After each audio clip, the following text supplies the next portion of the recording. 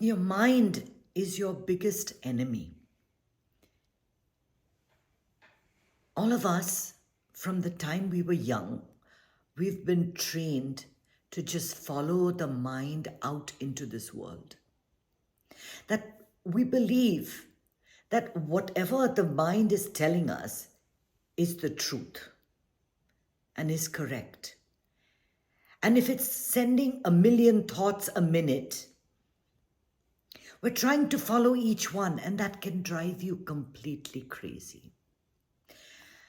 I wish that I had spiritual guidance when I was a child. You see, these things have to start very early. They have to start very early so that they take root within you.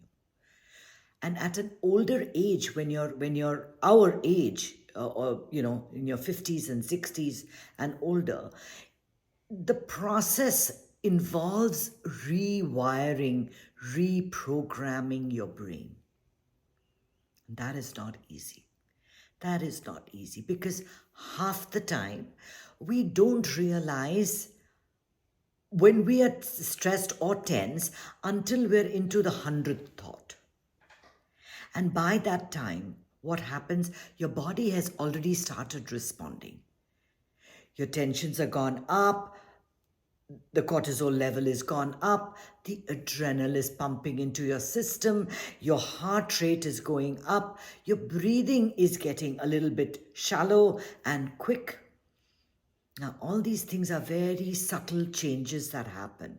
It is your sympathetic nervous system that just gets into play. So it requires awareness to catch yourselves at that time and say, no, I will not be stressed no matter what. I will not be stressed. Nothing can stress me out. And to take those deep ujjayi breaths repeatedly till your heart rate comes down, till everything becomes okay, till your mind draws a blank. And even if that happens for 30 seconds or a minute, that itself is good. But you see, from the time we were little, we were trained and we trained our minds how to behave, what makes us unhappy, what makes us happy, what you need and what you don't need. I need to have people around me. I don't need to have people around me. I don't like to be surrounded by people. I want my family near. I don't want my family near. Right? At different times, we want different things. The mind, by its nature, the ego, does not want to keep you happy. It does not want you to be settled. It wants to draw you in.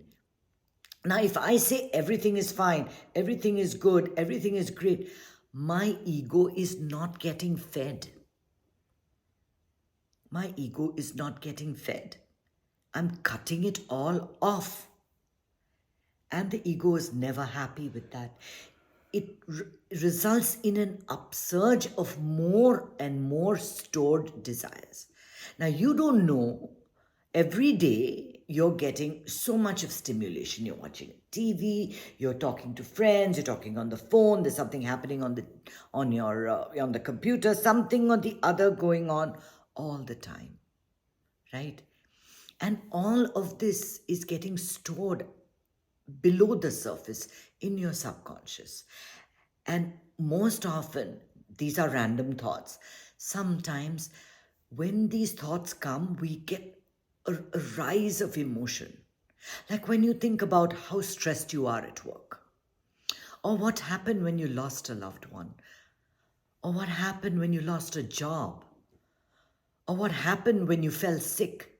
Certain points in your life are emotionally charged. Now, when a thought and an emotion combine, they become an impression. They become an impression. And impressions are strong. They are strong and they submerge into your subconscious, and they will come up in random order. You cannot control You can never control the thoughts that come up. They come, they go, they come, they go in random order. So many thoughts are rising, but you are picking only 3 or 4 thoughts which you think are important. And you're saying, yeah. This is me. This is what's happening in my life. This is why, my daughter-in-law is treating me badly. She said this to me. My husband ate all the food and left nothing for me. Never thinks about me. I'm always taken for granted. There's so many little things, right, in our lives that we want to hold on to. They're not actually that important. But we've given them so much importance in our life by just paying attention to them. Now, if we have to reprogram our mind, this is going to take a lot of effort. A lot of effort.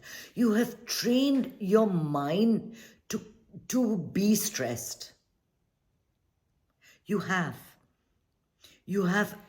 By giving attention to stressful thoughts. When I'm at work, I am stressed. You've become the stress. When you become the stress, you're not looking at reason. Your body is automatically responding. You see, we were only trained to react to stress in acute situations, like a tiger is attacking, or a fire is broken out, or there's a volcanic eruption, or there's danger to your life. That was how we were trained to react to stress. But what are you doing? You're bringing that feeling, that rise in blood pressure, that change in your body into ordinary, simple things like getting an email. So when you hear that ting and that's from your boss, immediately, even without your boss sending you an email, you're getting the response. This is how you have programmed yourself. Now, how do we deprogram? We need to get out of this, right? You have to actually sit and close your eyes and visualize a different ending. Visualize what you want your life to be like. I do not want stress. I just want to feel the peace. I want to live my life as if I'm sitting on the edge of a lake and there's this water rippling by, and just that feeling of a cool breeze and a cool body and surrounded by love and affection. You create this scene in your head. It may not be true. It may not exist. It may not be happening to you right now. But by creating a visual idea of how you want to live your life, you bring it into your memory. You do this again and again and again. Often enough, it becomes a habit. So when you're sitting quietly or you're talking to somebody, don't talk about what bad things are happening to you. Don't. The more you give it attention, the more you give it airtime, the more it grows. We've seen that from past elections. Whatever gets airtime grows. Correct? Whatever you give attention to, good or bad, it grows. It's like working on your muscles. If you only lift weight on one hand, only one hand will have the muscle, the other won't. So if you want to develop spiritual muscle in order to fight this past conditioning, then you have to take the effort. And it can be done several times during the day when you're taking just a 2-minute break from your work.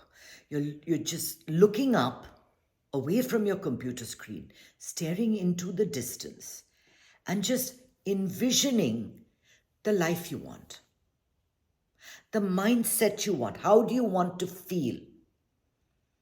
How do you enjoy feeling? Without realizing it, a lot of us become victims. We like being the victim. Everybody takes advantage of me.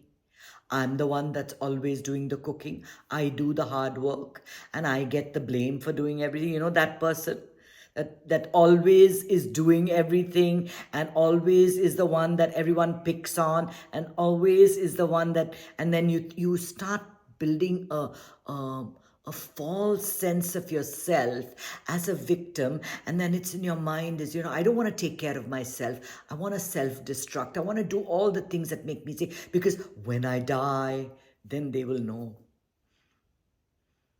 Why are you doing this? People do this to themselves without even realizing that they're doing it. They have no idea. There are so many people that are caught, that make themselves victims. So the problem is not outsiders. The problem is how you are connecting to your mind stories. How much, to what extent you're allowing your mind to dictate how you feel, how the day goes, what's going to happen. If, when we are young, if we teach our children to meditate at a very young age, they will have the technique down pat. The technique of catching thoughts only comes with awareness, with meditation. It does not come otherwise. You will be caught in your thoughts. You will be caught feeling bad for yourself. You'll be caught, self-destructing, indulging in behavior that doesn't suit you. You'll be caught criticizing, complaining, talking about your life. All the negativity will come to the surface if you don't meditate. Somehow, when you meditate, I don't know how it happens. I don't understand really the science behind it. More and more is being revealed every day. But the meditation has helped me. I mean, I cannot even begin to tell you how many times I catch myself. So every time you catch yourself, it's not a bad thing, it's a good thing. This is spiritual guidance. This is your spirit guiding you. So whatever I'm bringing to you is not my knowledge. I'm trying to make you develop a relationship with your own self, with your mind, with who you are. So all this time we're busy thinking we are this body, we are this mind, we are our thoughts, we are our intellect, we are our emotions. That's why we keep saying, I am tired, I am stressed, I am relaxed, I am peaceful. We keep adding that adjective to describe how we are.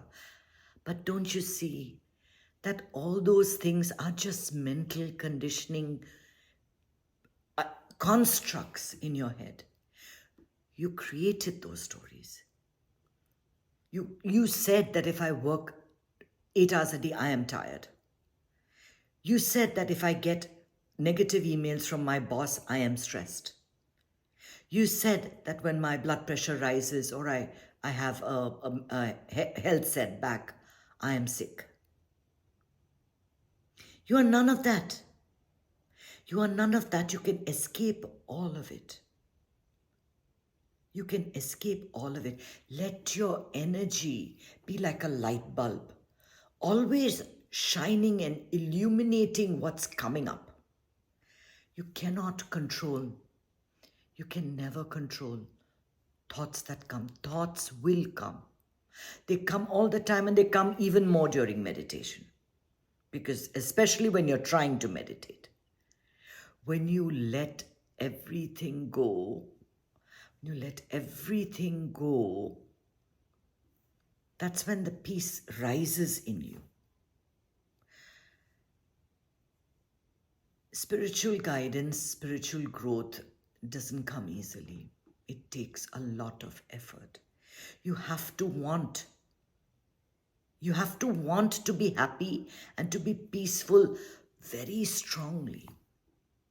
Only then will you be able to bring it into every facet of your life, every day of the week. And every time you slip and you catch yourself, give yourself a pat on the back. It's a good thing. That is awareness. That is consciousness growing in you, or rather, you growing into the consciousness that is you. You are that. You see? You are that. Stop following your mind. You got to say stop. Put that stop sign up and say, stop. I don't want to hear you anymore. I don't want to hear you. I am happiness. I am peace. I am joy. I am all of that. I enjoy everything, the good and the bad. All of it is me. You have to stop that negative approach, saying, I don't like what's happening. I don't like what's happening. And change it to, what can I do about this? What can I do about this? The breath work, it helps. It helps. But you have to remember to breathe, right? Half the time we don't. We get into conversations, we get into fights, we forget that we have to breathe. Just even try it for 1 minute, 3 or 4 long breaths. Just close your eyes and breathe.